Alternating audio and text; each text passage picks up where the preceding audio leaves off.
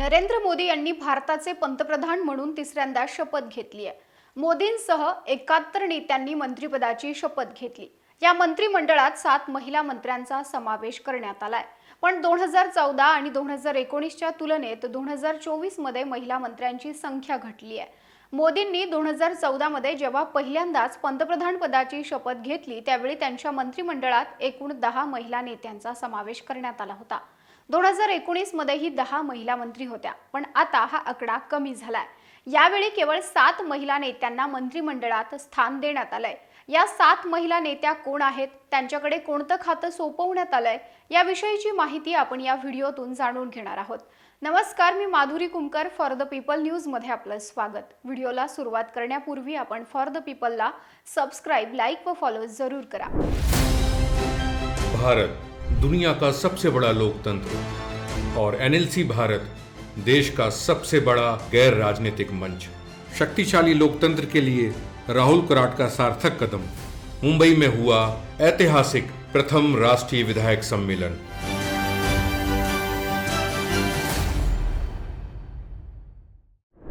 यंदाची निवडणूक महिला केंद्रित होती। निवडणूक आयोगाने अनेक मतदान केंद्रही महिला केंद्रित केली होती।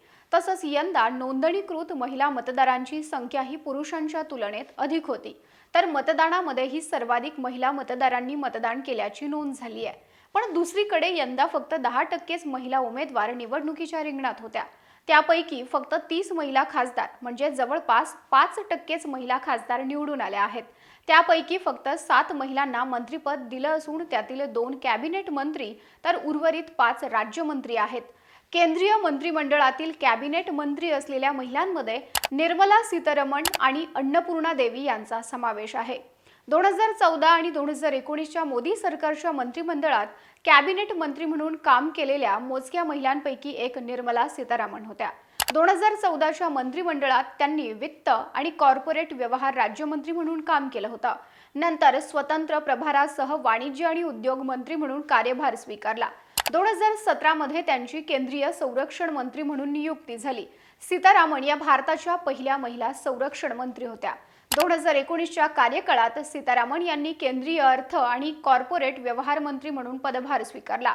ही जबाबदारी पूर्ण वेळ सांभाळणाऱ्या त्या पहिल्या महिला मंत्री होत्या। त्यांच्या अगोदर इंदिरा गांधी यांनी पंतप्रधान पदाच्या कार्यकाळात काही काळ अर्थ खातं सांभाळलं होतं। आता पुन्हा एकदा सीतारमण यांच्याकडे अर्थ आणि कॉर्पोरेट व्यवहार खातं सोपवण्यात आलंय। केंद्रीय मंत्रिमंडळात कॅबिनेट मंत्री म्हणून समावेश करण्यात आलेल्या दुसऱ्या महिला नेत्या आहेत अन्नपूर्णा देवी। झारखंडमधून लोकसभा निवडणुकीत विजयी झालेल्या भाजपच्या 8 नेत्यांमध्ये अन्नपूर्णा देवी यांचा समावेश आहे। इतर मागासवर्गीय प्रवर्गातून यादव समुदायातील असलेल्या अन्नपूर्णा देवी यांनी कोडरमामध्ये सीपीआय लिबरेशनच्या विनोद कुमार सिंग यांचा 3,77,014 मतांनी मोठ्या फरकाने पराभव केला। 1998 मध्ये त्यांनी राजकारणात प्रवेश केला। राष्ट्रीय जनता दलाचे नेते राहिलेले त्यांचे पती रमेश यादव यांच्या निधनानंतर त्या राजकारणात आल्या। त्यांनी आपल्या राजकीय कारकिर्दीची सुरुवात आरजेडी बरोबर केली। कोडरमा विधानसभेचं त्यांनी 5 वेळा प्रतिनिधित्व केलंय। 2012 मध्ये त्यांनी झारखंड सरकारमध्ये मंत्री म्हणूनही काम केलं आहे। 2014 आणि 2019च्या काळात त्या झारखंडच्या आरजेडी प्रमुख होत्या। पण 2019 मध्येच त्यांनी भाजपात प्रवेश केला आणि भाजपच्या तिकिटावर लक्षणीय फरकाने कोडरमाची जागा जिंकली। तेव्हा त्यांना मोदी सरकारमध्ये शिक्षण राज्यमंत्री पदाची जबाबदारी देण्यात आली होती। राज्यमंत्री पदावरून त्यांना आता कॅबिनेट मंत्री पदावर बढती देण्यात आली आहे। त्यांच्याकडे महिला व बालकल्याण हे खातं सोपवण्यात आलंय। आता उर्वरित 4 महिला नेत्यांना राज्यमंत्री पद देण्यात आलंय। यात अनुप्रिया पटेल यांचा समावेश आहे। पटेल या एनडीएचा मित्रपक्ष असलेल्या अपना दलच्या अध्यक्ष आहेत। पंतप्रधान नरेंद्र मोदींच्या पहिल्या मंत्रिमंडळात त्या आरोग्य आणि कुटुंब कल्याण राज्यमंत्री होत्या। तर दुसऱ्या टर्म वेळी त्यांनी वाणिज्य आणि उद्योग खात्याचं कनिष्ठ मंत्रीपद सांभाळलंय। या लोकसभा निवडणुकीत त्यांनी उत्तर प्रदेशातील मिर्झापूर लोकसभेची जागा जिंकली आणि समाजवादी पार्टीचे उमेदवार रमेशचंद बिंद यांचा 37,000 पेक्षा जास्त मतांच्या फरकाने पराभव केला। विशेष म्हणजे या सार्वत्रिक निवडणुकीत त्यांच्या पक्षाची जागा 2 वरून 1 वर आली आहे। आता यावेळी त्यांना आरोग्य आणि कुटुंब कल्याण तसंच खते आणि रसायन हे केंद्रीय राज्यमंत्रीपद देण्यात आलंय। पुढच्या महिला नेत्या आहेत शोभा करंदलाजे। त्यांनी दुसऱ्यांदा मंत्रिपदाची शपथ घेतली आहे. कर्नाटकातील भाजपच्या 2 वेळा खासदार असलेल्या शोभा करंदलाजे यांनी यापूर्वी राज्यमंत्री म्हणून काम केलंय. त्यांनी बंगळुरू उत्तर मतदारसंघातून काँग्रेसच्या राजीव गौडा यांच्या विरोधात लोकसभा निवडणूक जिंकली आणि त्या बंगळुरूमधील पहिल्या महिला खासदार ठरल्या. त्यांनी कर्नाटक सरकारमध्ये कॅबिनेट मंत्री म्हणून काम केलंय. करंदलाजे या मोदी सरकारच्या दुसऱ्या कार्यकाळात कृषी आणि शेतकरी कल्याण राज्यमंत्री होत्या. आता यावेळी त्यांच्याकडे लघु, सूक्ष्म आणि मध्यम उद्योग, कामगार आणि रोजगार या खात्याची जबाबदारी सोपवण्यात आली आहे. मोदींच्या मंत्रिमंडळात महाराष्ट्रातून भाजपच्या तिकिटावर सलग 3 वेळा खासदार राहिलेल्या रक्षा खडसेंना संधी देण्यात आली आहे. रावेरमधून खडसेंनी राष्ट्रवादी काँग्रेस, शरदचंद्र पवार पक्षाच्या श्रीराम पाटील यांचा 2,72,183 मतांनी पराभव केला. रक्षा खडसेंची प्रथमच केंद्रीय मंत्रिमंडळात राज्यमंत्रीपदी वर्णी लागली आहे. त्यांच्याकडे क्रीडा आणि युवा कल्याण या खात्याची जबाबदारी सोपवण्यात आली आहे. पुढच्या महिला नेत्या आहेत निमूबेन बांभणिया.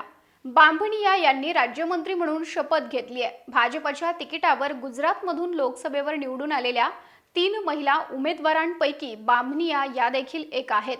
त्यांनी भावनगर लोकसभा मतदारसंघात आम आदमी पक्षाच्या उमेश मकवाना यांच्या विरोधात 4,55,289 इतक्या मतांच्या उल्लेखनीय फरकानं विजय मिळवला. निमूबेन बांभणिया या भावनगरच्या माजी महापौर राहिल्या आहेत. तर त्यांनी 2013 ते 2021 दरम्यान भाजपा महिला मोर्चाच्या गुजरात युनिटच्या उपाध्यक्ष म्हणून काम केलंय. आता त्यांच्याकडे ग्राहक, अन्न आणि सार्वजनिक वितरण हे खातं सोपवण्यात आलंय. सावित्री ठाकूर यांनी देखील मोदींच्या नव्या मंत्रिमंडळात राज्यमंत्रीपदाची शपथ घेतली आहे. मध्य प्रदेशातील प्रमुख आदिवासी नेत्या असलेल्या ठाकूर यांनी धार लोकसभा मतदारसंघातून काँग्रेसच्या राधेश्याम मुवेल यांचा 2 लाखांहून अधिक मतांनी पराभव केलाय. ठाकूर या 10वी उत्तीर्ण आहेत. त्यांना दीदी म्हणून ओळखलं जातं. आदिवासी आणि गरीब महिलांच्या उन्नतीसाठी सामाजिक कार्यकर्ता म्हणून 1 दशकाहून अधिक काळ काम केल्यानंतर त्यांनी 2003 मध्ये राजकारणात प्रवेश केला. 2014च्या लोकसभा निवडणुकीत भाजपने त्यांना धार लोकसभा मतदारसंघातून तिकीट दिलं होतं. अनुसूचित जमातीसाठी आरक्षित असलेल्या या जागेवरून त्या विजयी झाल्या. 2019च्या निवडणुकीत मात्र भाजपाने त्यांना उमेदवारी नाकारली, पण आता थेट त्यांना राज्यमंत्रीपदाची संधी देण्यात आली आहे. त्यांच्याकडे महिला व बालकल्याण या राज्यमंत्रीपदाची जबाबदारी देण्यात आली आहे. एनडीए सरकारच्या या नव्या मंत्रिमंडळात समाविष्ट करण्यात आलेल्या या 7 महिला मंत्र्यांविषयी तुमच्या प्रतिक्रिया आम्हाला कमेंटमध्ये जरूर कळवा. व्हिडिओ आवडल्यास लाईक करा आणि अशाच नवनवीन व्हिडिओजसाठी फॉर द पीपलला सबस्क्राईब करायला विसरू नका.